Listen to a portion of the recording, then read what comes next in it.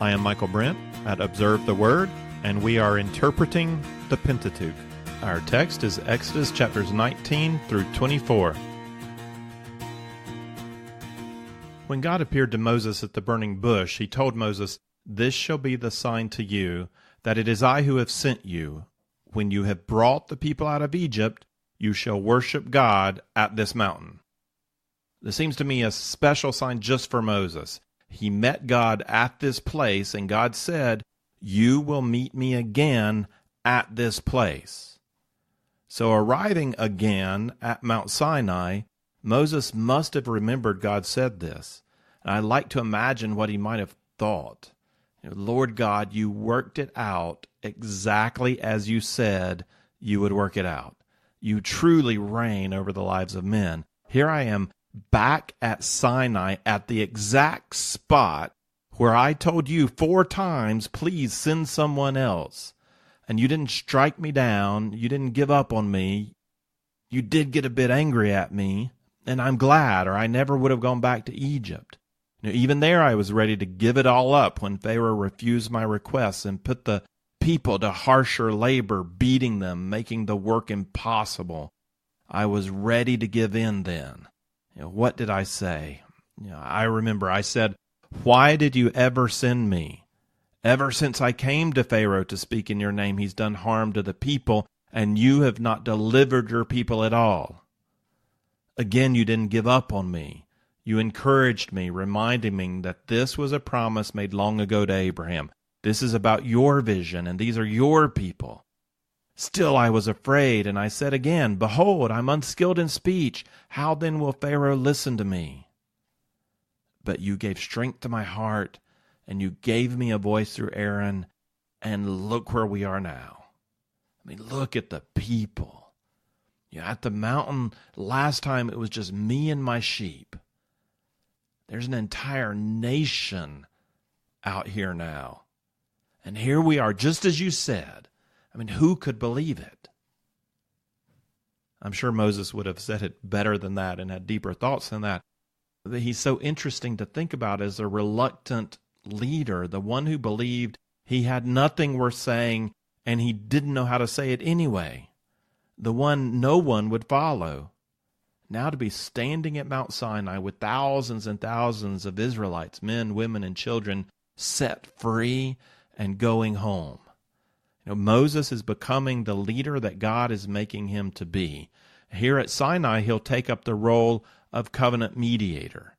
He'll be the go-between, the one trusted by the great king to speak on his behalf and trusted by the people to speak on their behalf. God's ready to cut covenant, to establish a legal foundation for this new nation. Remember in our kingdom motif that we need a king, a people, a covenant, a mediator, a land, and a temple. That's what we need to have kingdom. And we have the king and the people. In Exodus 19 to 24, we're going to get a covenant communicated through a mediator. I'm going to give special attention to the work of Moses as a mediator in chapter 19.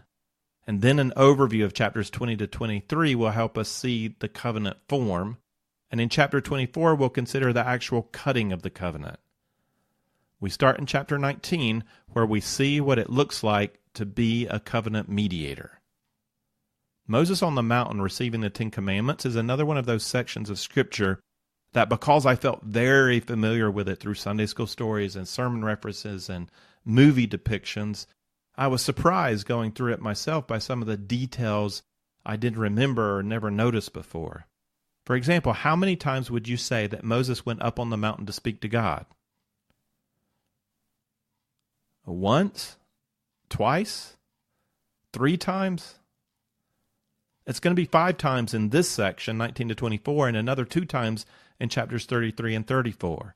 And we really see Moses playing a mediator role, going back and forth between God and the people. Scholars will say that a mediator was typical in the ancient Near East when making a suzerain-vassal treaty. The suzerain or great king didn't communicate directly to the vassal people.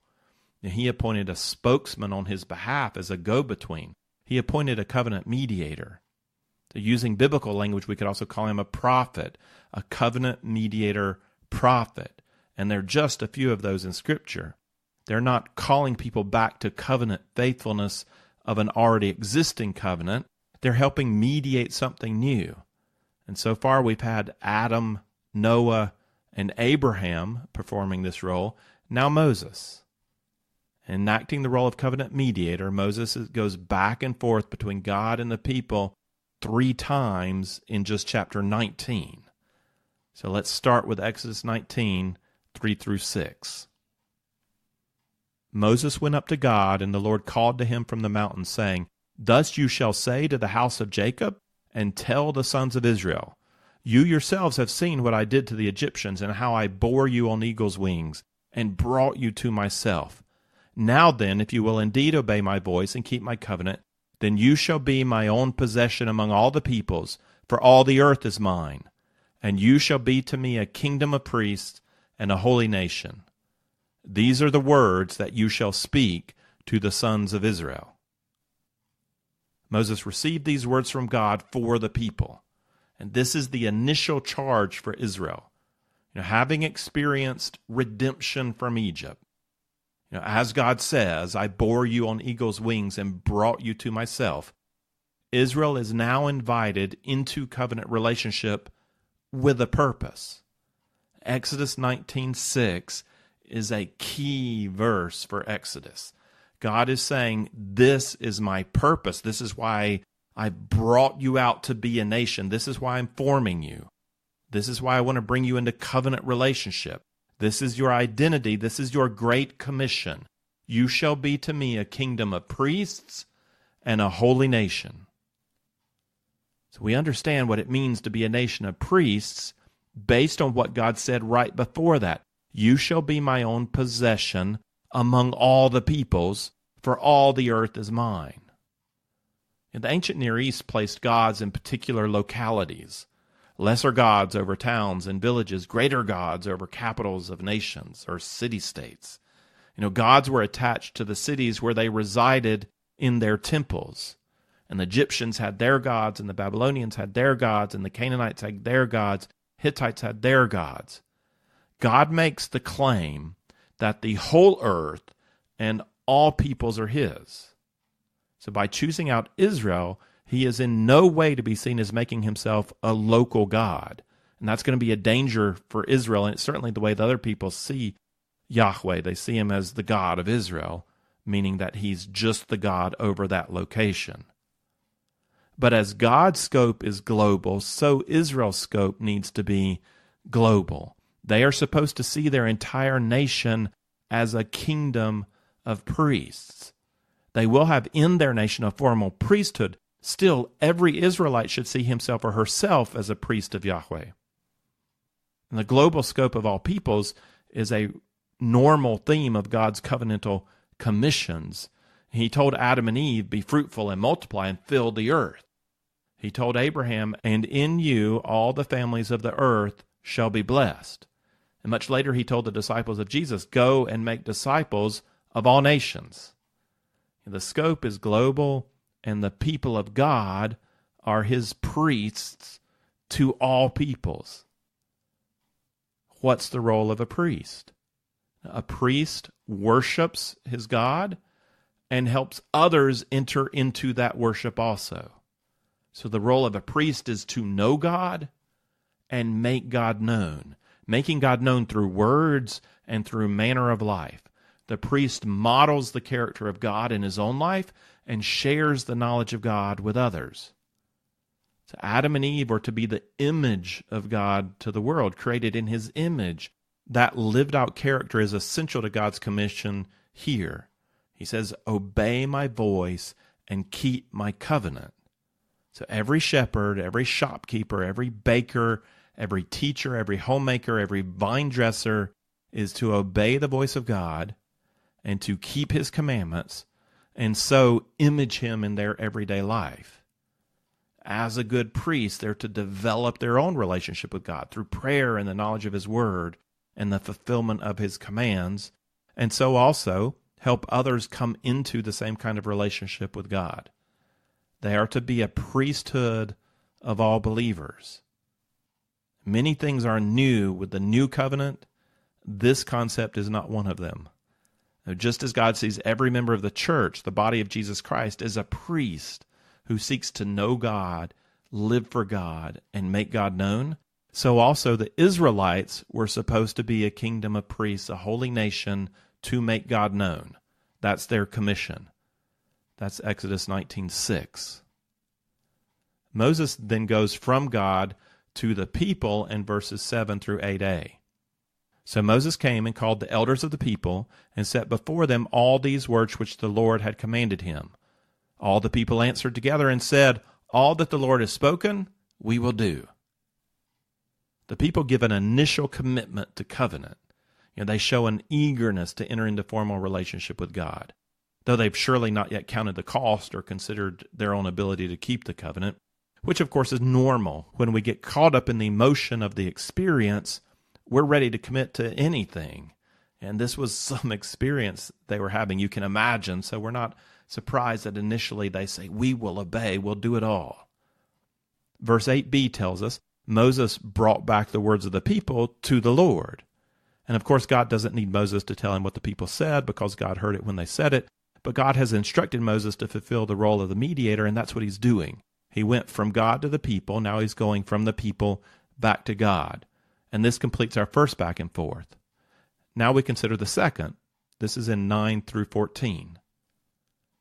The Lord said to Moses, "Behold, I'll come to you in a thick cloud, so that the people may hear when I speak with you, and may also believe in you forever." Then Moses told the words of the people to the Lord. And the Lord also said to Moses, "Go to the people, and consecrate them today and tomorrow, and let them wash their garments. And let them be ready for the third day. For on the third day the Lord will come down on Mount Sinai in the sight of all the people. You shall set bounds for the people all around, saying, Beware that you do not go up on the mountain or touch the border of it. Whoever touches the mountain shall surely be put to death. No hand shall touch him, but he shall surely be stoned or shot through, whether beast or man, he shall not live. And when the ram's horn sounds a long blast, they shall come up to the mountain."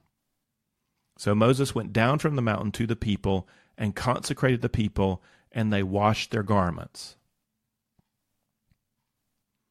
God intends to make a great impression on the people of Israel to confirm his word spoken through Moses. "I will come to you in a thick cloud so that the people may hear when I speak with you and may also believe in you forever." And here's another one of those details we might miss because we've heard this story retold so many times. How did the people of Israel first receive the 10 Commandments? Well, most people would say on stone tablets, and that's not what's going to happen. The stone tablets come quite a bit later, and Moses isn't going to bring those down off the mountain until chapter 32. First, God is going to speak the 10 Commandments. As he says here, he will come in a thick cloud and speak the word of his commands to impress on the Israelites that these words are coming not from Moses, but from God. And this is a reality we all need to experience. We need to come to God and experience his word for ourselves. He uses teachers and prophets and preachers, and this is good. But there's something missing when we can't say for ourselves that I have read for myself. I have heard for myself. I see the word of the Lord, and I know it's from God. And God decided at this moment to impress this truth on the whole nation. These are not merely the words of Moses. These are my words, the words of Yahweh. God's going to reveal his glory to some degree, only partially and yet still dangerously. We could say that the burning bush was a man-sized revelation of the glory of God. When Moses stepped up to that bush, he was instructed to take off his sandals because he walked on holy ground. For the nation of Israel, God is going to light up a whole mountain in fire and smoke in a nation-sized revelation of his glory. The ground is also holy. God is holy and just and good, and his holiness is like the fire of the sun, and it'll burn up all that is which is unholy. Israel is invited to draw near, but not too near. It's a very serious business to enter into relationship with the living God. The people are to consecrate themselves for 2 days, to wash and be clean and to abstain from sexual relationships. They're to ready their minds and bodies for the coming of the Lord on the third day. For on the third day the Lord will come down on Mount Sinai in the sight of all the people. Of course, as a Christian, it's hard to skip past that phrase, on the third day the Lord will come down, since we know that at a different time, on the third day, the Lord rose up. Yeah, I don't know if we're supposed to make that connection, but it's really hard not to. So Moses goes back down the mountain, and he tells the people to consecrate themselves and be ready for the third day, just like the Lord told him. And this is what happened next. This is 16 to 20. So it came about on the third day, when it was morning, that there was thunder and lightning flashes and a thick cloud on the mountain, and a very loud trumpet sound, so that all the people who were in the camp trembled. And Moses brought the people out of the camp to meet God, and they stood at the foot of the mountain. Now Mount Sinai was all in smoke, because the Lord descended upon it in fire, and its smoke ascended like the smoke of a furnace, and the whole mountain quaked violently. And when the sound of the trumpet grew louder and louder, Moses spoke, and God answered him with thunder. The Lord came down on Mount Sinai to the top of the mountain, and the Lord called Moses to the top of the mountain, and Moses went up. I felt tremors of an earthquake once that put cracks in our hotel wall. Very unnerving. Have you stood outside in a lightning storm, or seen the dark clouds of a tornado or a hurricane approaching? Have you watched the waves pound against the rocks and the trees bow down in the wind and the rain? How do you describe that feeling of raw, natural power? This is not natural. This is more than natural. This is supernatural. God Almighty lets forth an infinitesimal degree of his power onto Mount Sinai, so that the Israelites might experience the God of all creation, the Holy I Am. Ancient Near Eastern gods like Baal were identified with the thunder and lightning and dark clouds of the storm. This was an exceptional storm, the winds blowing so strongly over the crags of the mountain that it shrieked like trumpets. The very rock shook. And the great difference between God and the gods of the people is that those gods were thought to be the storm. The thunder and the lightning and the cloud was Baal. He was the phenomena. The God and the storm were one. Our God unleashes the storm. He is not the cloud. He is present in the midst of the cloud. And unlike the idols of the people, he speaks with words that can be understood. And one more time, God called Moses up to himself with words for the people. This is in 20 to 25. The Lord called Moses to the top of the mountain, and Moses went up. Then the Lord spoke to Moses, "Go down, warn the people, so that they do not break through to the Lord to gaze, and many of them perish. Also let the priests who come near to the Lord consecrate themselves, or else the Lord will break out against them." Moses said to the Lord, "The people cannot come up to Mount Sinai, for you warned us, saying, 'Set bounds about the mountain and consecrate it.'" Then the Lord said to him, "Go down and come up again, you and Aaron with you, but do not let the priests and the people break through to come up to the Lord, or he will break forth upon them." So Moses went down to the people and told them. God has impressed the awesomeness of his power on the people of Israel, and he has affirmed Moses in his role as mediator prophet. He's invited Moses to come back again with his brother Aaron and to receive the words of the covenant. Before they come up, God will speak to them the 10 Commandments. And that's how chapter 20 is going to start. God spoke all these words saying, and then he speaks forth the 10 Commandments. And after hearing the 10 Commandments, this is how the people respond. This is 20:18 to 21. All the people perceived the thunder and the lightning flashes and the sound of the trumpet and the mountain smoking. And when the people saw it, they trembled and they stood at a distance. Then they said to Moses, "Speak to us yourselves and we will listen, but let not God speak to us or we will die." Moses said to the people, "Do not be afraid, for God has come in order to test you, in order that the fear of him may remain with you, so that you may not sin." So the people stood at a distance while Moses approached the thick cloud where God was. I've heard it taught that this request of the people shows a deficiency on their part, that they shouldn't have asked for a mediator, that it's from a lack of faith or a misunderstanding of God's character.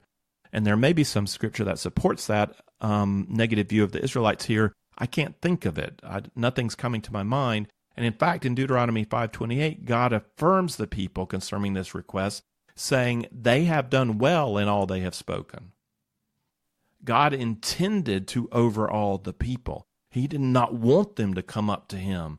He wanted them to experience the magnificence of his holiness and the raw power at his fingertips. Still, even as he impressed upon them the fear of the Lord, we see an interesting tension in the relationship between God and man.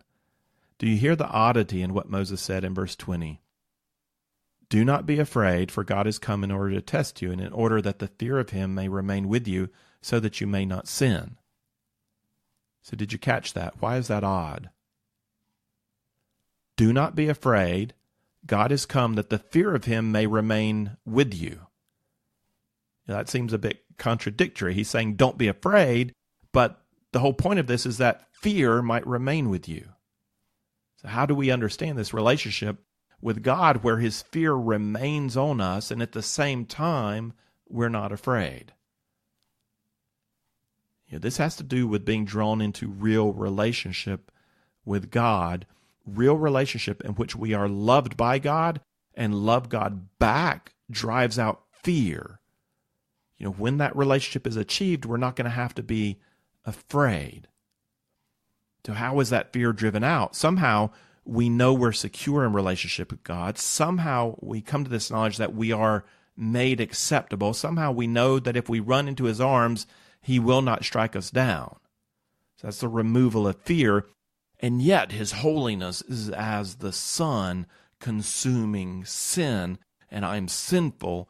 Shouldn't I be expected to be burned up? And if I do not burn up, it's not because I become holy. I know I'm not. It's because God has found some way to remove the effects of my sin in relationship with him. He's dealt decisively with the unholiness in me without consuming me. So I can approach God.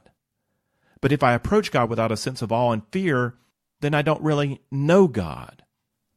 By making himself knowable and approachable, he must mask his glory. But if he masks his glory, then there's something about him I don't know. If my father is a man of great influence and power, but I only know him as the guy who wears slippers and kicks a ball around with me and tells great bedtime stories, then do I know my father? Well, I know a side of him, and it might be a side of him that other people don't know. But I don't know him fully.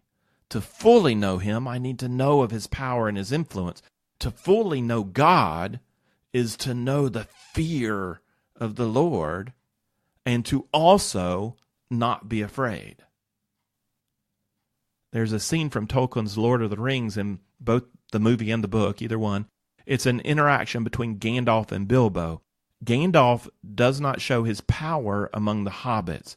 He's happy for them to see him as a common magician and inventor of fancy fireworks. It's probably the only way for him to enter into relationship with them, hobbits not being fond of mystery or adventure or change. So by cloaking his glory, Gandalf is able to enter a personal relationship with Bilbo, but in doing so, he must hide part of his true self. So early in the story, Gandalf just about succeeds in convincing Bilbo to give up, out of his own free will, the ring of power that has this hold on him, to give it up for his own good. But the ring distorts Gandalf's motives in Bilbo's heart. So Bilbo turns on Gandalf, questioning his motives. Kind of like when we question God's motives for us. "Well, if you want my ring for yourself, say so," cried Bilbo. "But you won't get it. I won't give my precious away, I tell you." His hand strayed to the hilt of his small sword. Gandalf's eyes flashed. "It will be my turn to get angry soon," he said. "If you say that again, I shall. Then you will see Gandalf the Grey uncloaked." And he took a step towards the hobbit, and he seemed to grow tall and menacing. His shadow filled the little room. And in that one instance, you're reminded that Gandalf is no mere man. He is a being of much greater power. I think we often forget with whom we speak when speaking to God. He has made himself so personal. He has made us to feel his compassion. He's cloaked his glory that we might enter into relationship with him. He speaks with us. He invites us to walk with him. He became the Word in the flesh, lifting children onto his lap, walking with his disciples, comforting Martha, telling John to look after his mother.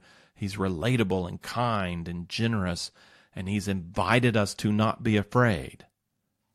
And so we presume on him and on his motives. We forget that the lamb is also the lion. We forget that this man who can lift a child on his lap with great gentleness and compassion created all things, John 1:3, and by the power of his word upholds all things, Hebrews 1:3. The disciples were shaken by this reality when he stood up in the boat and with one word stilled the wind and the waves. And that's nothing for him. By one word, he brings galaxies into being or takes them out again. If the fear of God doesn't remain on our hearts, then we've forgotten who God is. On Mount Sinai, God invited the Israelites to not be afraid, while at the same time impressing on them the fear of his magnificence. How do I explain this? Right now, I'm trying, but right now as I'm talking, my soul tingles. I'm electrified thinking of the awesome power of God. And there is fear in my heart as I think the fact that he could snap his fingers and everything ceases to exist. The fact that he is so holy and pure and awesome. God is numinous. He's awe-inspiring. He's grand. He's fearful. And yet, I at the same time, I have no sense that he has turned that fearfulness on me. He might rip out my sin, but he would not rip out me. He has made me acceptable. I'm his. Do not be afraid, but let the fear remain on you. God, uncloaking the power of his glory in fire and smoke on Mount Sinai, communicated to Israel, Moses is my mediator, and these words are mine, not his. Let's turn now from our focus on Moses as covenant mediator to our focus on the covenant form. I'm not going to read through the Ten Commandments now in chapter 20 or look at the detailed laws in chapters 21 to 23. I'm going to wait and discuss the nature of Mosaic laws when we get into Leviticus, and I'll go deeper into the Ten Commandments when we come to the second version given in Deuteronomy. What I want to do here with Exodus 20 to 23 is consider how this text is modeled after a second millennium suzerain-vassal treaty. God is communicating through a known form. And remember from our past lessons that the second millennium suzerain-vassal treaty contained these 7 elements: a title, which is the name or name of a great king and any titles he liked to go by; historical prologue, a statement about the king's historic relationship with this particular vassal people; stipulations, these are commandments, the do's and don'ts of the agreement in a basic form and in a detailed form; deposition and regular reading, where the treaty should be kept and how often read; witnesses, and this was usually a long list of gods; blessings, what the king will do if covenant is kept; and 7 curses, what the king will do if covenant is broken. This written covenant is then ratified by a cutting of covenant ceremony, which includes a sacrifice and an oath by the vassal. The 10 Commandments start with this preface in Exodus 22. I am the Lord your God, who brought you out of the land of Egypt, out of the house of slavery. These are the first 2 elements of suzerain-vassal treaty: the title, I am the Lord your God. I am Yahweh, Elohim. And a very short historical prologue, who brought you up out of the land of Egypt, out of the house of slavery. It's short, but it's quite important. And when we think of the Pentateuch as covenant, all of Genesis is a historical prologue teaching us about the relationship between God and human beings, and specifically between God and Israel. But this short prologue, that I am Yahweh who brought you out of Egypt, out of slavery, will be a regular summary of that relationship through the Pentateuch. God established the Passover meal and the Feast of Booths in Jewish culture to teach the people to look back to the Exodus as a defining moment in what it means to be the people of God, redeemed out of bondage. Similarly, in the New Covenant, we're given the Lord's Supper, teaching us to look back to the crucifixion and resurrection of Jesus Christ as our defining moment. Also redeemed out of bondage. We look back to the cross, they look back to the Exodus. After the title and historical prologue in Exodus 22, we get a list of basic stipulations in Exodus 20, verse 3 to 17. We know them as the Ten Commandments. These are the basic stipulations of the covenant. And when Moses goes back up on the mountain, he receives a more detailed list of stipulations. That's Exodus chapter 21 to 23, covering a variety of topics from slavery to personal injury law to theft to protection of the powerless to laws of justice to farming to feast days to conquest of the land. None of the subjects addressed are addressed comprehensively. We get just a few examples from many categories of law. There's more to come in Leviticus and in Numbers and in Deuteronomy. And that's one of the characteristics of Mosaic law. The laws are given in sections in the midst of narrative. And the laws come with a lot of context. To know the law of Moses, a scribe can't just memorize Leviticus. A scribe has to know each book of the Pentateuch, and he has to know the whole story and where the sections of law come in the story. Law's not given in one big abstract code book. Study of Mosaic law requires study of the narrative context in which the different sections of law are found. Law must be understood in the context of God's story with his people. Now, the next element, witnesses, are not called for in this covenant, which isn't odd since witnesses in ancient Near Eastern covenants consisted of gods and goddesses, and God wouldn't call gods and goddesses as witnesses. We do have a reading of the law. Exodus 24:4 tells us Moses wrote down all the words of the law. Then in verse 7 we're told he took the book of the covenant and read it in the hearing of the people. We do not, however, have a deposition of the law because we do not yet have a temple in which to deposit the law. God does have that in mind and will instruct Moses in chapter 25 to make a special container called the Ark of the Covenant in which to deposit the covenant law. And one point of interest that comes up here is the question about the two tablets that we're going to get later. Scholars have long wondered whether there was significance to why God gave Moses two tablets instead of just one, or maybe three. Why two? And the most common thought is that one tablet contains the first half of the Ten Commandments that focus on loving God, and the other tablet contains the half that focuses on loving your neighbor. And that definitely works theologically. That's a good observation. Though the work of archaeology uncovered an interesting detail that suggests a different option. Suzerain-vassal treaties were always made in two copies, one for the suzerain and one for the vassal. So the whole covenant is written on both. Both contain the whole thing, and one copy would go into the temple of the vassal's main god and the other into the temple of the suzerain's main god. So though we still don't really know, I think the best informed guess is that the two tablets each contain the whole covenant, and since there is only one true God, both copies were to be placed together into his temple. So we've covered all the elements except blessing and curse, and we don't have separate sections for blessing and curse here in Exodus. Deuteronomy is much clearer about that, but we do have the idea of blessing and curse in 23:20 to 33, where stipulations are given about entering the land. For example, 23:25 to 27 gives us the idea of blessing. But you shall serve the Lord your God, and he will bless your bread and your water, and I will remove sickness from your midst. There shall be no one miscarrying or barren in your land. I will fulfill the number of your days. I will send my terror ahead of you and throw into confusion all the people among whom you come, and I will make all your enemies turn their backs to you. And we could understand verse 32 to 33 as the curse. You shall make no covenant with them or with their gods. They shall not live in your land, because they will make you sin against me. For if you serve their gods, it will surely be a snare to you. So now we have a covenant, more or less in the form of a suzerain-vassal treaty.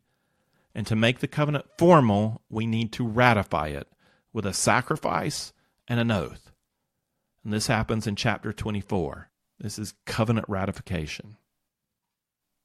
Remember that the Hebrew does not say that God makes covenant, but that God cuts covenant. The Hebrew verb used is cut. The ancients assumed that a covenant would be ratified by the sacrifice of an animal, which symbolizes the curse that comes on the vassal if he breaks covenant. So walking through the animals in Genesis 15 was meant to symbolize, let my body be cut in two, like these animals, if I break covenant with you, O great king. The shocker in that case was God himself walked through the cut animals. And here we'll have to see what adjustment Moses makes to the normal ceremony, since it's not just one person, but a whole nation that is asked to make the oath. Let's read the ceremony as it's recorded in Exodus 24, 3 through 8. Then Moses came and recounted to the people all the words of the Lord and all the ordinances. And all the people answered with one voice and said, all the words which the Lord has spoken we will do. Moses wrote down all the words of the Lord. Then he arose early in the morning and built an altar at the foot of the mountain with 12 pillars for the 12 tribes of Israel. He sent young men of the sons of Israel, and they offered burnt offerings and sacrificed young bulls as peace offerings to the Lord. And Moses took half of the blood and put it in basins, and the other half of the blood he sprinkled on the altar. Then he took the book of the covenant and read it in the hearing of the people, and they said, all that the Lord has spoken we will do, and we will be obedient. So Moses took the blood and sprinkled it on the people and said, behold, the blood of the covenant, which the Lord has cut with you in accordance with all these words. Moses adjusts the ceremony by sprinkling blood on the people of Israel instead of having them walk through cut-up animals. And it sounds like a wise time-saving change to the normal ritual. And in response to the hearing of the covenant and on the basis of the sacrifice of the animals, the people repeat what they first told Moses after his very first trip down from talking with God. All the words which the Lord has spoken, we will do. That's verse 3. They say it again in verse 7. All that the Lord has spoken, we will do, and we will be obedient. The repetition of the oath stands out. Even with the blood of the covenant freshly sprinkled on them, they do not hesitate. And remember, when the text here says, behold the blood of the covenant which the Lord has cut with you in accordance with all these words, no one is thinking of atoning blood or the blood of redemption. This is the blood of the curse. Let our blood be sprinkled out if we break covenant with you, O Lord. That's what they're saying. The blood on them is their blood. And in the excitement of the moment, we're tempted to believe them. Maybe they believe themselves that they're going to do everything that God says. But in the next month, they're going to break this covenant in a spectacular way as a whole people. The law cannot be kept, no matter how willing the heart is. Human flesh is too weak. This is why the language blood of the covenant has taken on a new meaning for us. Through the rest of the Old Testament, this idea is developed. In Jesus Christ, it's been made clear that he must take the curse for us to ensure our acceptance in covenant with God. We can strive to be obedient, but only because the Lord does not require our success. He has found another way through the blood of the covenant. And this truth, it is already present in Moses, even if it's not the idea here in Exodus 24, God walking through the covenant in Genesis 15, taking the curse on himself, and the blood of the lamb already introduced in the yearly Passover, which turns away God's wrath.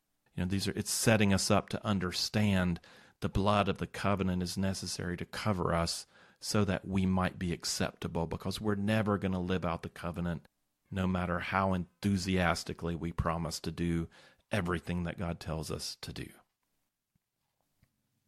So in conclusion, Moses heads up on the mountain a fifth time in 24:9. Aaron and the elders go up with him, and incredibly, in 24:10-11, we're told they saw the God of Israel, and under his feet there appeared to be a pavement of sapphire, as clear as the sky itself. It reminds you of Ezekiel and Revelation. Yet he did not stretch out his hand against the nobles of the sons of Israel, and they saw God, and they ate, and they drank, and they entered into a fellowship meal with the Lord, or before the Lord. Moses goes up further with only his servant Joshua, and then Moses goes up even further alone by himself. And Moses had already written down all the words of the covenant, but God wants to give him stone tablets with the law inscribed, and God plans to come and dwell in the midst of his covenant people. And for that we need a temple. So God is going to give Moses the pattern for a tabernacle, a mobile temple for a traveling people. That we'll end this lesson now with Moses on the mountain and the Israelites gazing up, wondering what will become of him. Here are the last two verses of Exodus 24, verses 17 and 18. And to the eyes of the sons of Israel, the appearance of the glory of the Lord was like a consuming fire on the mountaintop. Moses entered the midst of the cloud as he went up to the mountain. And Moses was on the mountain 40 days and 40 nights. If you would like the text of this lesson with some reflection questions, or if you'd like to see overview charts that go along with our study of the Pentateuch, then check out the resource page at observetheword.com.